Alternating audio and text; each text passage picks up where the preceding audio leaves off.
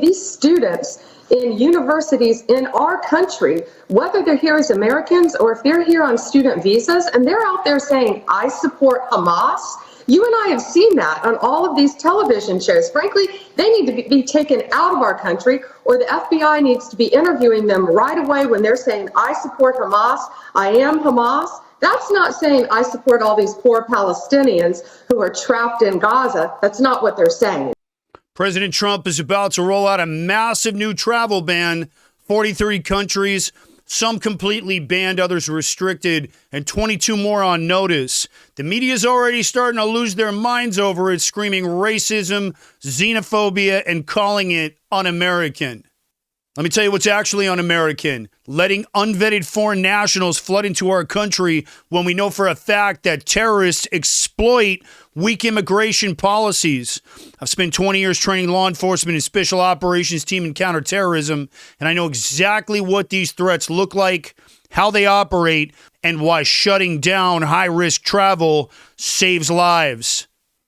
On this episode, I'm going to break down exactly why this ban is necessary, what Biden didn't want you to know, and how Trump is about to close the door that should have never been opened in the first place.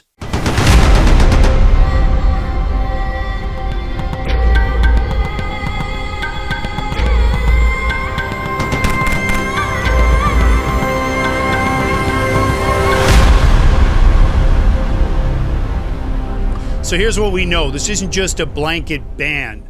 Trump's team has put together a tiered system. The red list, 11 countries with a total travel ban. If you're a citizen of these nations, you're not getting a visa, period. They include Afghanistan, Iran, Libya, North Korea, Somalia, Sudan, Syria, Venezuela, Yemen, Cuba, and Bhutan.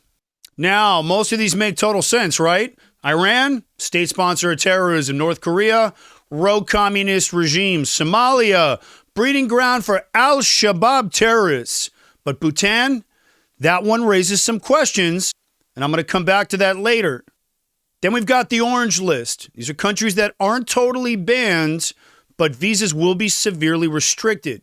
And that's going to include Russia, Pakistan, Myanmar, and several others. This means no mass immigration, only highly vetted businesses and diplomatic visas.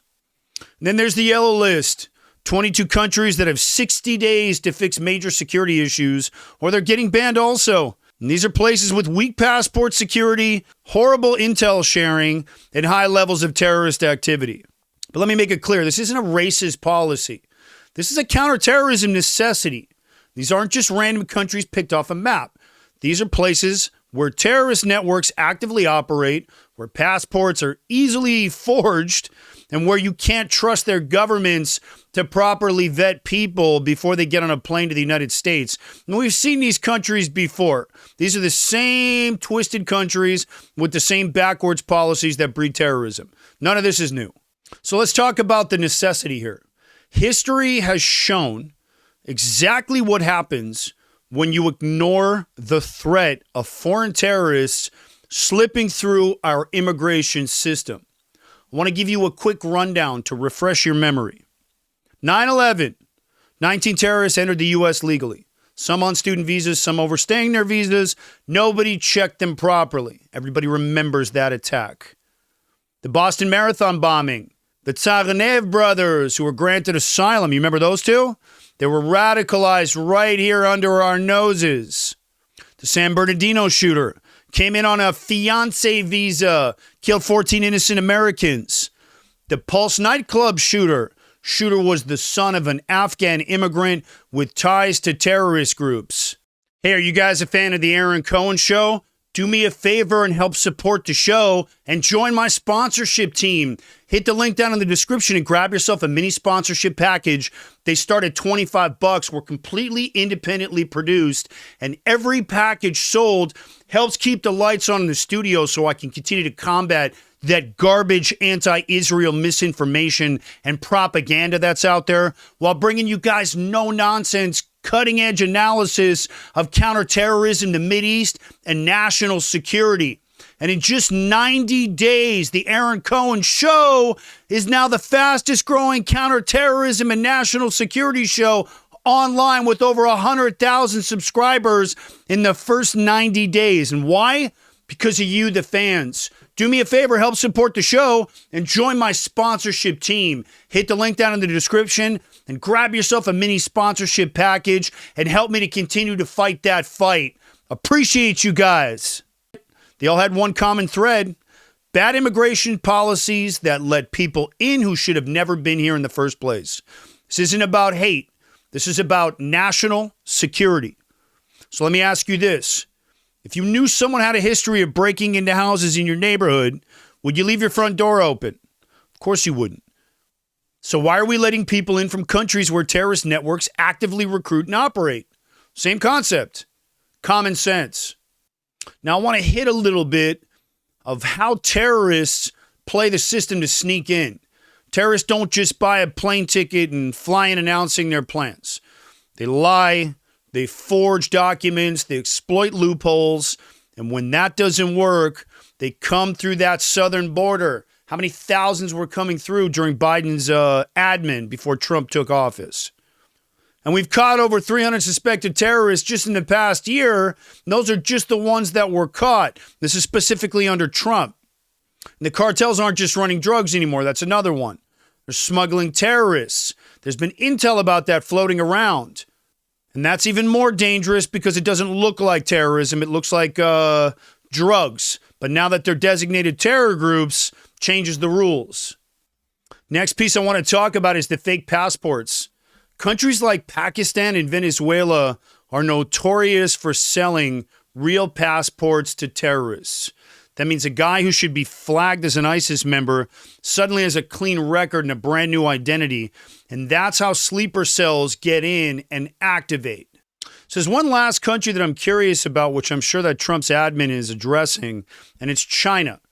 My question is, China is the number one exporter of fentanyl precursors to Mexican cartels. And they're fueling our drug crisis. And China runs one of the biggest cyber espionage operations against the U.S. It's well known within the intelligence community. And China is actively trying to undermine Americans in every way possible. So even though they weren't explicitly on the list, I believe that they're being looked at very closely. Meanwhile, Bhutan is.